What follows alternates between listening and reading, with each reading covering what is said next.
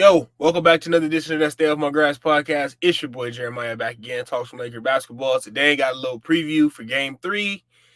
And man, we need a victory for sure, or it's curtains. If we go down 3-0, all hope's out the window. We pretty much just we're out of it. We have no chance after that.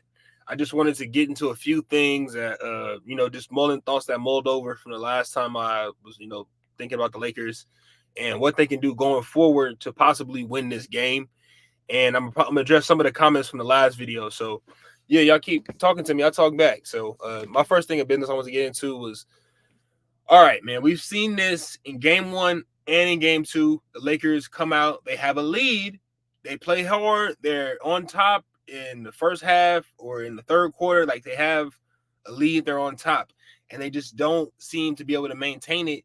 And Denver is just so good offensively, and that they put pressure on you to score, even if they're like if you're playing if you're not scoring on Denver constantly, they can just ramp it up at any time and come out and just put the offensive load on you. Murray can go out there and give you a microwave bucket. Aaron Gordon can slip off, get to spots where he needs to be. They run plays for him where Jokic just comes down and gives the ball to him, or KCP or Michael Porter spotting up for threes. So their offense is just so explosive that Jokic can have a bad game in like the first half, not even a bad game, a bad first half or a bad offensive start, that his rebounding ability and his playmaking allows him to stay in the game. And just they're like, I would say dynamic. I want to say I don't know if I want to say dynamic, but just they're good play. They have playmakers over there in Denver.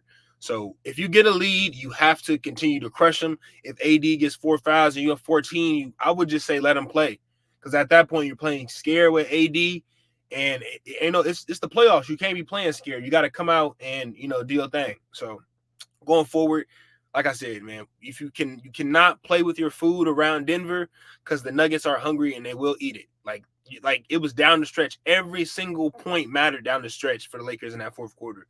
Every time they didn't score, Denver came down and got a bucket, or the Lakers didn't get a bucket after. Like you can't match Denver point for point. You have to get a lead. You have to lock in on defense, and you have to curtail them from scoring, because they have multiple options, multiple ways to beat you on offense and score. It's just so tough. Like in late game situations, it's so tough. Like they can go Murray, they can go Jokic, they can run a play through Jokic, they can let Jokic keep it, they run a play through Murray, let Murray keep it. Get shooters open. It's just so much that they can do, and it's just a lot to contend with, man. And especially coming late in the fourth quarter, if you haven't taken care of your meals or you made too many mistakes, Denver always knows how to beat you down the stretch.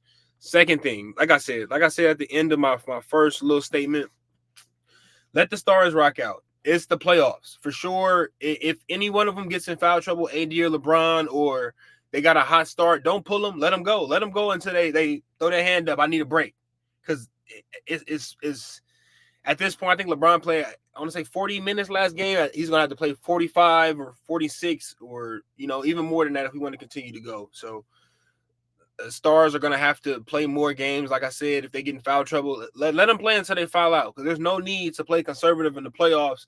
If there's no need in saving guys and we ain't waiting for the next season, like we need to, especially since we had a lead when we pulled out AD. I think that really hurt us. But yeah, let the stars play. Like let them rock out. Let them do their thing. Mistakes, like I said, down the stretch, like turnovers are mistakes, yeah, on the stat sheet, but sometimes I feel like making the wrong pass, or bad shots, or not, or just like bad shots, missing easy buckets, like those are all should be counted as mistakes. Not boxing out for rebounds, allowing offensive rebounds, fouling at inopportune times, those should all be counted as mistakes. And I feel like in order to stay in the game, and not stay in the game, to maintain your lead and continue to win the game, you have to limit the mistakes against Denver. You have to play flawless, because they, like I said, offense, they can get red hot in an instant. They can create offense instantly. So you have to limit your mistakes, and you have to play perfect. And then lastly, I just wanted to get into these 3 knuckleheads: Austin Reeves, D'Angelo Russell, Rui Hachimura. D'Lo, not so much. You kind of off the hook because of game 2, but you're going to have to bring that again in game 3. Rui and Austin, where are y'all at, man? Where are y'all at? Y'all just running and sweating. Rui, I'm disappointed in that game 3 performance. Game 2 performance, 5 points, 31 minutes, hella missed shots, missed layups, missed dunks that you easily flushing and finishing. Like, I don't know what it is. I don't know if it's the playoff atmosphere that got you a little amp or you're not feeling right, but Rui definitely got to lock in. Like D'Lo, like just the start. The other three are the X factors. We only can go as far as those three guys take us, along with LeBron and AD, because they're gonna show up. They showed up game 1, showed up game 2. Now it's on everybody else. The Spencer Dinwiddie's of the world, Gabe Vincent's of the world. We're not getting Vando back. No Christian Wood. So Jackson Hayes is on the rest of the guys on the team. And I know everybody wants to say, oh, LeBron always rises teammates, but it's like, damn, if LeBron and AD show up and create a 20-point lead, what else more can you say, or what else more can you say on their behalf that they didn't do? Like, it's coming down to minor mistakes on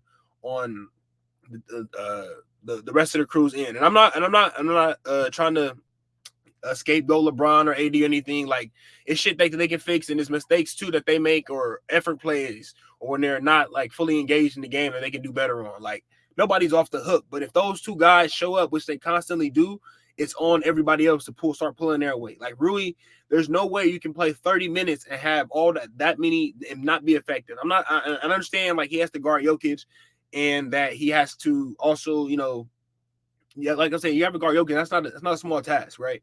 But missing easy dunks, easy layups, that's something you can control. And I think that's something that needs to be taken care of going into game 3 if we expect there to be a game 6 at this point. Let me finish going down the line. Also, I think that was it on my notes, but then there was a couple of comments I wanted to get into. Game time. Like I said, Jokic had a great game stat-wise, but watching the game, his scoring wasn't really there in the first half. AD was really bullying him, beating him up, making him play defense, and it was limiting his scoring opportunities. And he wasn't really scoring like that from the shooting field goals, rather. He's a big man and he's a playmaker. He's gonna get rebounds. He's gonna get assists. That's just what he does. Like, as being who he is. Like, that's gonna come. And I want to say, like, I don't want to discredit his stat line, because 20 and 10 is nothing to baff at. But on the other hand, like, look, Jokic is always he's always locked into the game. He's playing 40 minutes. He's gonna grab 20 rebounds, and the offense runs through him. So 10 assists is like nothing. It's like nothing. Like, it's not something I'm like impressed at, but it is an impressive stat line, to say the least. I don't want to discredit him for that, but he wasn't he wasn't locked in the first 3 quarters. It wasn't until late in that third quarter, fourth quarter, he really started to get locked in. But for the most part, like, his points came later in the game. Like, I don't want to discredit his triple double, but if you really watched it, I feel like some of it is a little bit explainable. And I think somebody else said something. Randy Powell, yeah, it might be a sweep, man. Unless the Lakers, if they don't win game 3, I'm for sure calling it out. I don't think they're gonna win game 4 for sure. I don't think that it would just be too much pressure, and we've seen what pressure has done to them down the stretch and throughout the rest of the season. Like, and I want to say too, like, the Lakers have been losing leads, and when you lose leads, it's like it shows that you can't finish games. If you can't finish games, how do you expect to prevail in the playoffs? Like, the Lakers had a lot of games down the stretch of the season. They would be up on bottom feeder teams, and then, like, come the fourth quarter, it's a tie game, or it's within 5. Like, they weren't putting people away. And I feel like that's carrying over to the postseason. But yeah, it probably gonna be a sweep. The Lakers don't come to it. Nuggets haven't played well in this series, but if they do, Lakers will get smoked. They haven't played well. Absolutely. They have not played well, and the Lakers haven't been capitalizing on that. And it's crazy because, like, if the Lakers just win one of those games in Denver, it's a completely different series. That means, after you get your 2-2, the Lakers have been a great team at home this season. They won 29 games at home. They do well at home. The Lakers crowd gets into it. This is like one of the first times in a long time the Lakers crowd gets real active and is helping the team. Like, you feel the fans helping you out on the floor. Like, the energy is helping for sure. But the Nuggets have not. I absolutely agree. The Nuggets haven't played well. And it's like it's only come down to like fourth quarter, but small mistakes in the fourth quarter that's really separated the Lakers from winning these games. And if the Nuggets play like we're clicking on all cylinders, the Lakers will probably be getting rolled up in the first half. So that is true. I don't think the Nuggets haven't played well. The Lakers just keep like if a team isn't playing well, you can't add to that by making mistakes and making it easy for them. So the Nuggets have been prevailing even though they haven't been playing well.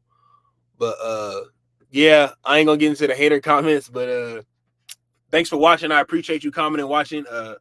Thanks for subscribing, the new subscribers that's been subscribing to the show.